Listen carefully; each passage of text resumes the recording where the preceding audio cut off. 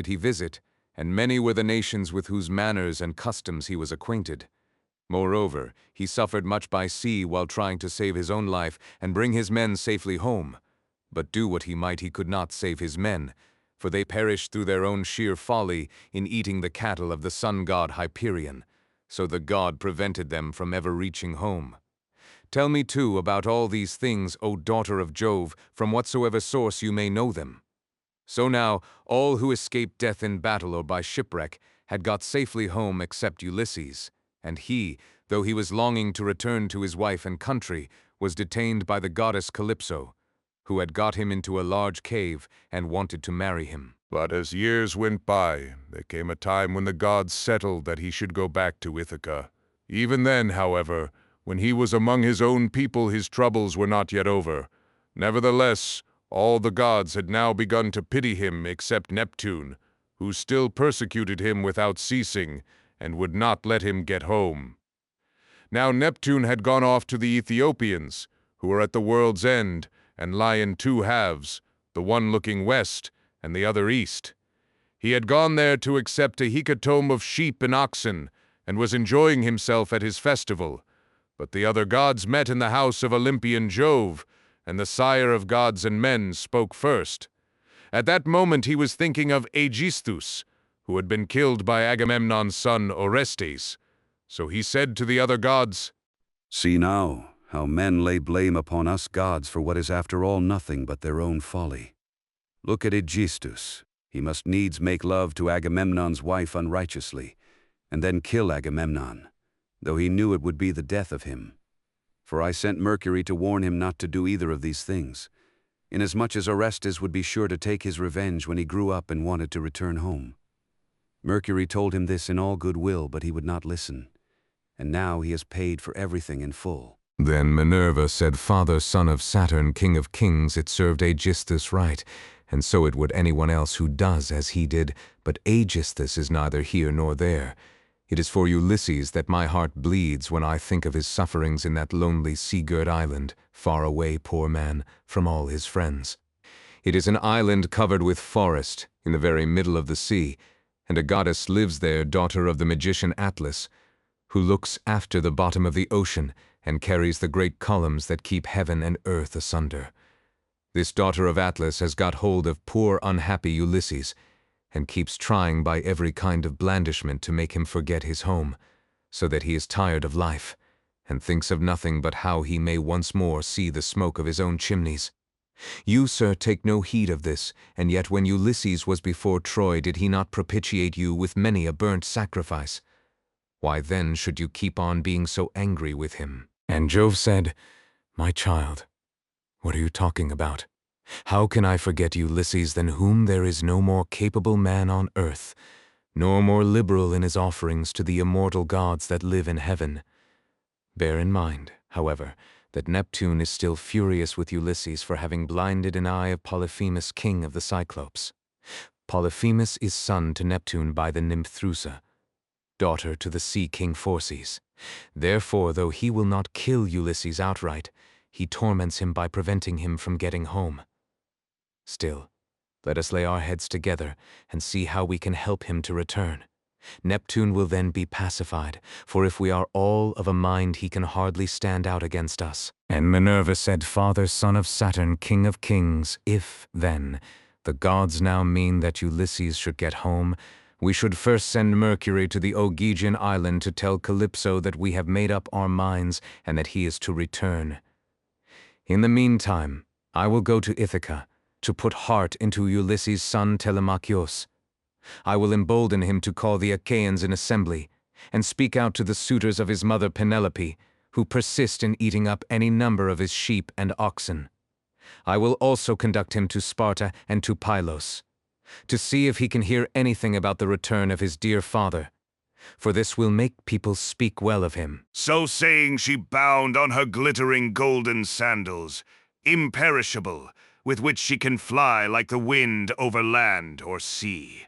She grasped the redoubtable bronze-shod spear, so stout and sturdy and strong, wherewith she quells the ranks of heroes who have displeased her, and down she darted from the topmost summits of Olympus, whereon forthwith she was in Ithaca, at the gateway of Ulysses' house, disguised as a visitor, Mentis, chief of the Taphians, and she held a bronze spear in her hand.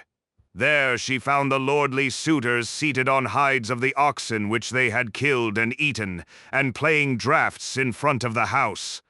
Men servants and pages were bustling about to wait upon them, some mixing wine with water in the mixing bowls, some cleaning down the tables with wet sponges and laying them out again, and some cutting up great quantities of meat. Telemachus saw her long before anyone else did. He was sitting moodily among the suitors, thinking about his brave father, and how he would send them flying out of the house if he were to come to his own again and be honored as in days gone by. Thus brooding as he sat among them, he caught sight of Minerva and went straight to the gate, for he was vexed that a stranger should be kept waiting for admittance. He took her right hand in his own, and bade her give him her spear. "Welcome," said he, "to our house, and when you have partaken of food, you shall tell us what you have come for." He led the way as he spoke, and Minerva followed him. When they were within, he took her spear and set it in the spear stand against a strong bearing post along with the many other spears of his unhappy father, and he conducted her to a richly decorated seat under which he threw a cloth of damask. There was a footstool also for her feet, and he set another seat near her for himself, away from the suitors, that she might not be annoyed while eating by their noise and insolence, and that he might ask her more freely about his father. A maidservant then brought them water in a beautiful golden ewer, and poured it into a silver basin for them to wash their hands, and she drew a clean table beside them. An upper servant brought them bread, and offered them many good things of what there was in the house. The carver fetched them plates of all manner of meats, and set cups of gold by their side, and a manservant brought them wine and poured it out for them. Then the suitors came in and took their places on the benches and seats. Forthwith men-servants poured water over their hands. Maids went round with the bread baskets. Pages filled the mixing bowls with wine and water, and they laid their hands upon the good things that were before them. As soon as they had had enough to eat and drink, they wanted music and dancing, which are the crowning embellishments of a banquet. So a servant brought a lyre to Phemius, whom they compelled perforce to sing to them. As soon as he touched his lyre and began to sing, Telemachus spoke low to Minerva, with his head close to hers, that no man might hear. "I hope, sir," said he, "that you will not be offended with what I am going to say. Singing comes cheap to those who do not pay for it, and all this is done at the cost of one whose bones lie rotting in some wilderness or grinding to powder in the surf.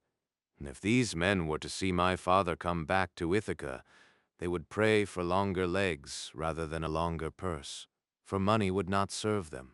But he, alas, has fallen on an ill fate, and even when people do sometimes say that he is coming, we no longer heed them. We shall never see him again.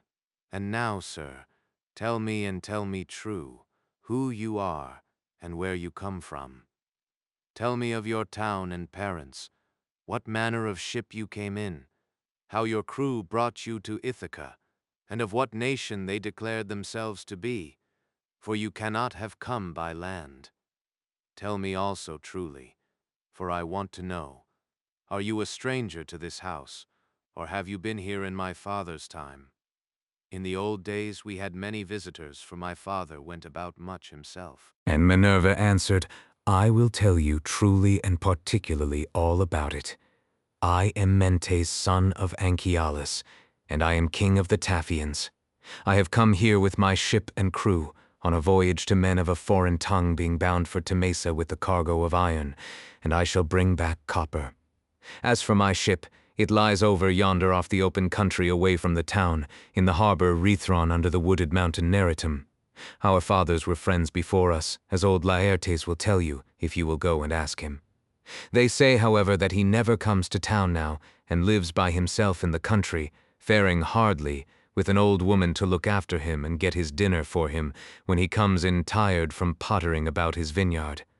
They told me your father was at home again, and that was why I came, but it seems the gods are still keeping him back, for he is not dead yet, not on the mainland. It is more likely he is on some sea-girt island in mid-ocean, or a prisoner among savages who are detaining him against his will.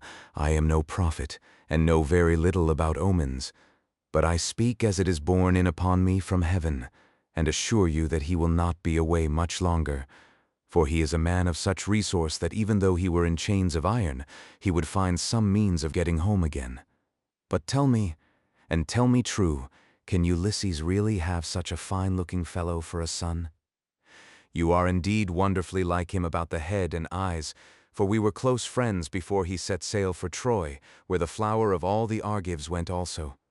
Since that time, we have never either of us seen the other. My mother, answered Telemachus, tells me I am son to Ulysses, but it is a wise child that knows his own father. Would that I were son to one who had grown old upon his own estates, for since you ask me, there is no more ill-starred man under heaven than he who they tell me is my father. And Minerva said, there is no fear of your race dying out yet, while Penelope has such a fine son as you are. But tell me, and tell me true, what is the meaning of all this feasting, and who are these people? What is it all about? Have you some banquet, or is there a wedding in the family? For no one seems to be bringing any provisions of his own. And the guests, how atrociously they are behaving, what riot they make over the whole house, it is enough to disgust any respectable person who comes near them. Sir, said Telemachus, as regards your question, so long as my father was here, it was well with us, and with the house. But the gods in their displeasure have willed it otherwise, and have hidden him away more closely than mortal man was ever yet hidden. I could have borne it better, even though he were dead, if he had fallen with his men before Troy, or had died with friends around him when the days of his fighting were done, for then the Achaeans would have built a mound over his ashes, and I should myself have been heir to his renown. But now the storm winds have spirited him away, we know not whither. He is gone without leaving so much as a trace behind him, and I inherit nothing but dismay. Nor does the matter end simply with grief for the loss of my father.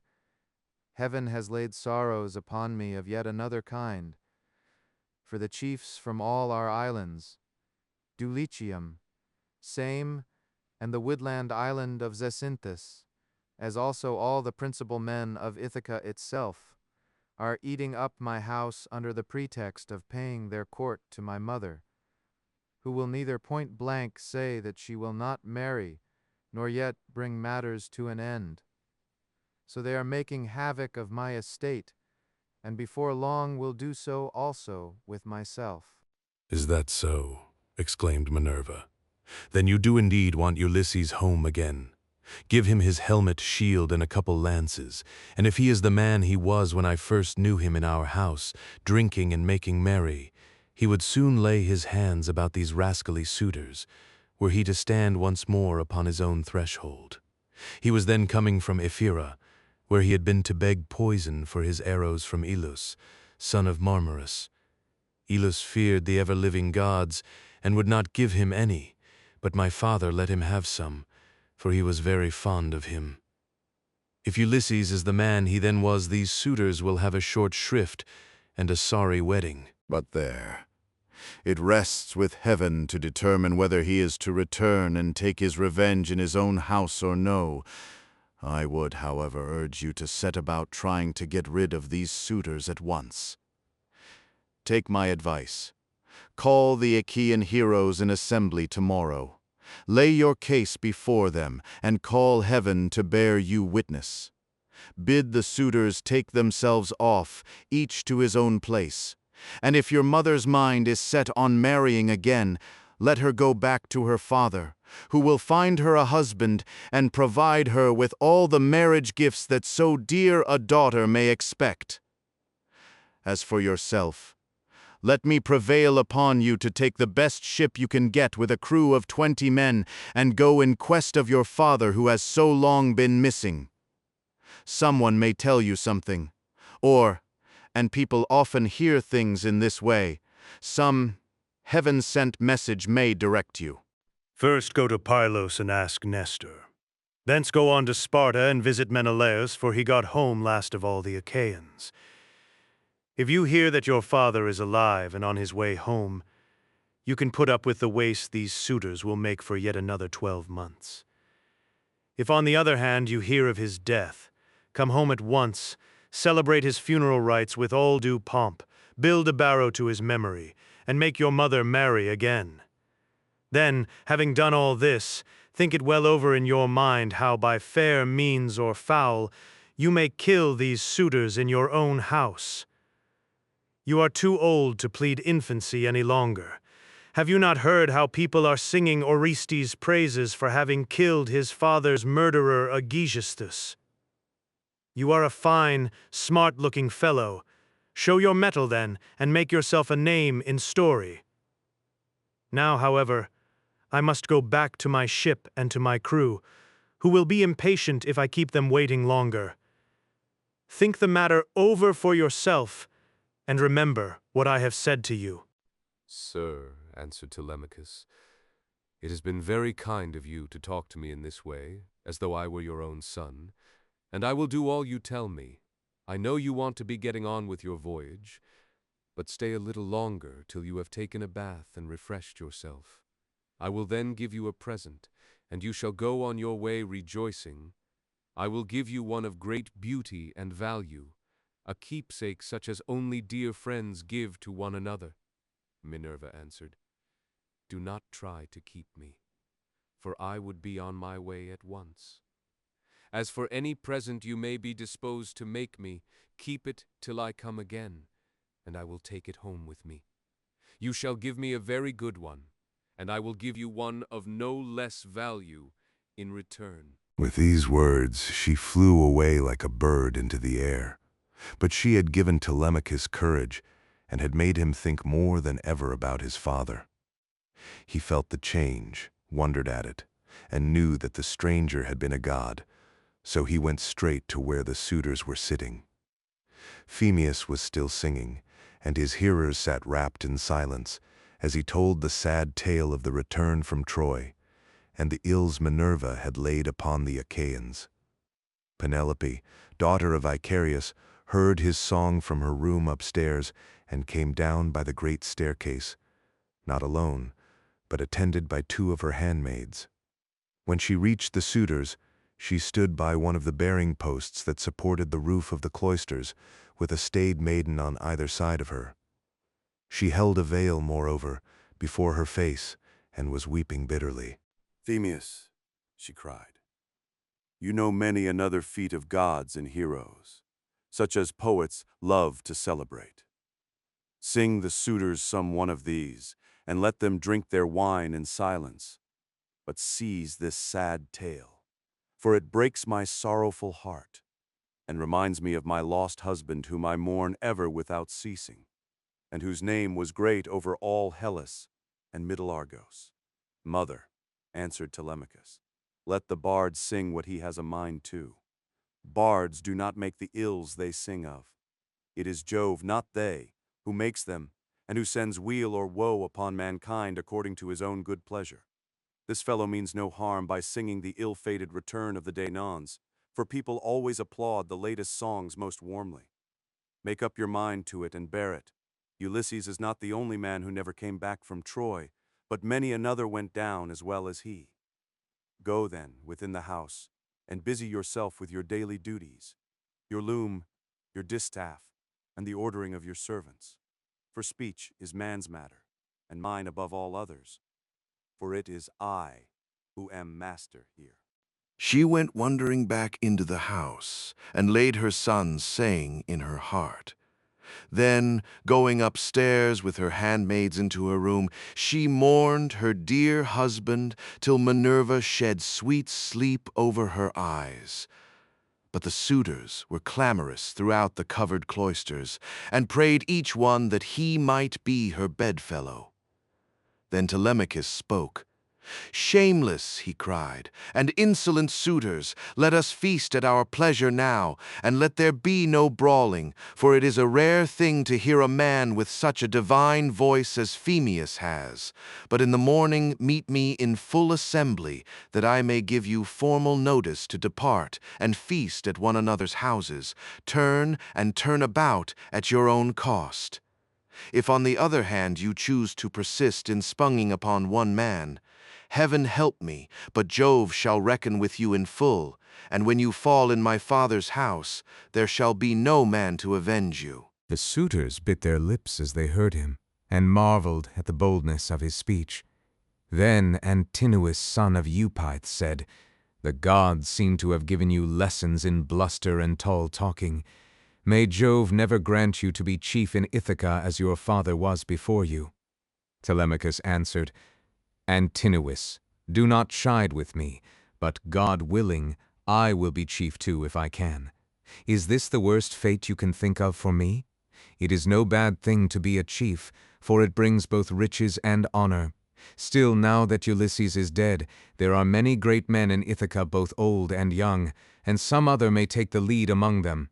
Nevertheless, I will be chief in my own house, and will rule those whom Ulysses has won for me." Then Eurymachus, son of Polybus, answered, "It rests with heaven to decide who shall be chief among us, but you shall be master in your own house and over your own possessions.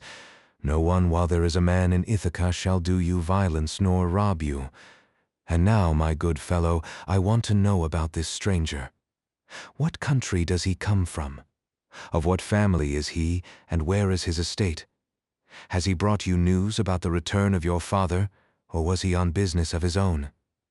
He seemed a well-to-do man, but he hurried off so suddenly that he was gone in a moment before we could get to know him." "My father is dead and gone," answered Telemachus, "and even if some rumor reaches me, I put no more faith in it now.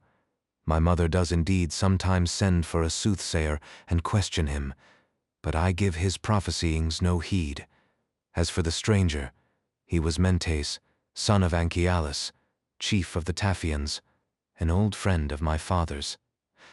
But in his heart, he knew that it had been the goddess." The suitors then returned to their singing and dancing until the evening, but when night fell upon their pleasuring, they went home to bed each in his own abode. Telemachus's room was high up in a tower that looked on to the outer court. Hither then he hied brooding and full of thought. A good old woman, Ericlea, daughter of Ops, the son of Pisanor, went before him with a couple of blazing torches. Laertes had bought her with his own money when she was quite young. He gave the worth of 20 oxen for her, and showed as much respect to her in his household as he did to his own wedded wife. But he did not take her to his bed, for he feared his wife's resentment. She it was who now lighted Telemachus to his room, and she loved him better than any of the other women in the house did, for she had nursed him when he was a baby.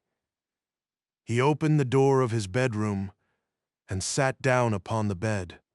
As he took off his shirt, he gave it to the good old woman, who folded it tidily up and hung it for him over a peg by his bedside, after which she went out, pulled the door to by a silver catch, and drew the bolt home by means of the strap.